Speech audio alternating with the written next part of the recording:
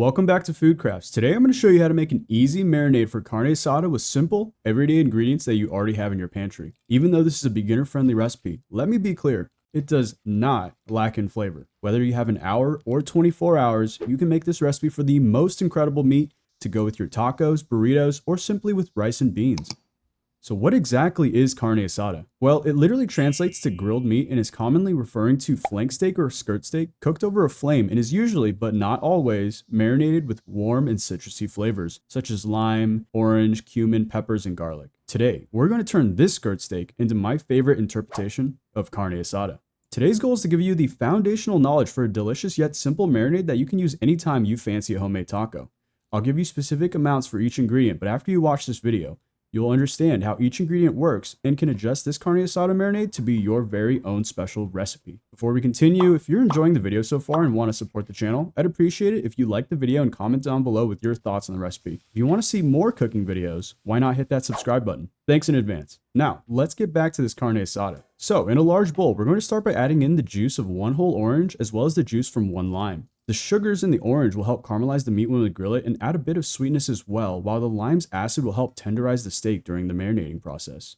After that, we're going to pour in about 1/4 cup of soy sauce and neutral oil. The soy sauce adds umami and saltiness, while not traditional, really adds a ton of flavor to the final dish. The oil's main purpose is to coat the meat in fat-soluble flavors, such as 5 cloves of minced garlic and about a cup of roughly chopped cilantro. Okay, so to finish off this marinade, we're going to add 1 teaspoon each of cumin, paprika, oregano, and pepper. These spices are warm and will make your carne asada packed with flavor. Now, the very last ingredient to our marinade is salt, but we can't just add it without considering how much meat we're marinating. A safe rule to marinate by is to add 1 teaspoon of salt for each pound of meat. So for this 1.5 pound of skirt steak, we're going to add 1.5 teaspoons of salt. All that's left to do now is to give our marinade a quick whisk to evenly distribute all our flavors and pour it into a bag that we've already placed our steak in. I highly recommend using the bag method because this allows us to get full marinating coverage without using excess amounts of ingredients, because that costs money and we're here to make things as simple as possible.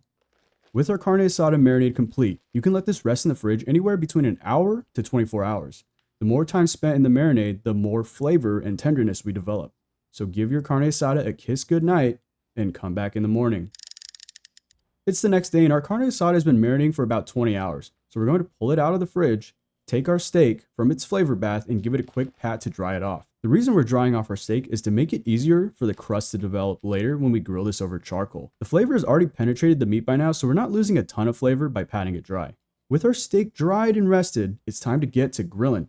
Now the method of cooking is entirely up to you, but when it comes to carne asada, my personal favorite method of cooking marinated beef is over hot charcoal. If that's not convenient, then I highly recommend searing your carne asada in a cast iron or stainless steel pan, like you would with a steak. So for today, we're lighting up some charcoal in the chimney starter and placing our hot coals to one side of the grill. So we have some direct heat and some indirect heat. The first thing we're going to do is to create our crust by searing the carne asada directly over the coals. I like to flip my carne asada frequently to evenly develop a crispy crust and to avoid overcooking one side over the other.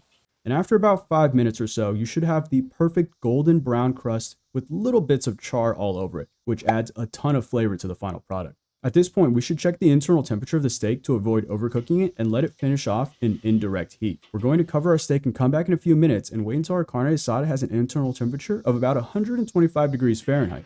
At which point we're going to quickly take it off the heat and let that carry over cooking get our steak to its final internal temp.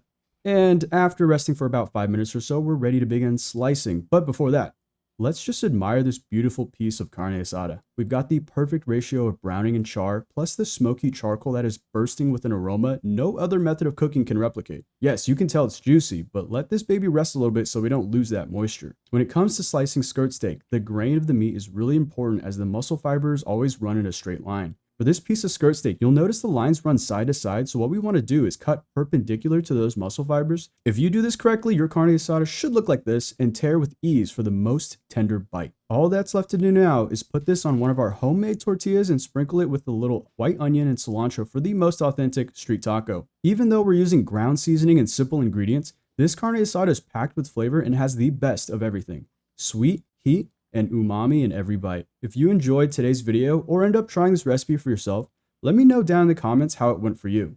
Oh, and if you want to know how to make the best buttery, flaky tortillas, then check out my previous video. If you want to support the channel or see more food crafts by me, then hit that subscribe button. Until my next video, I will see you guys next time.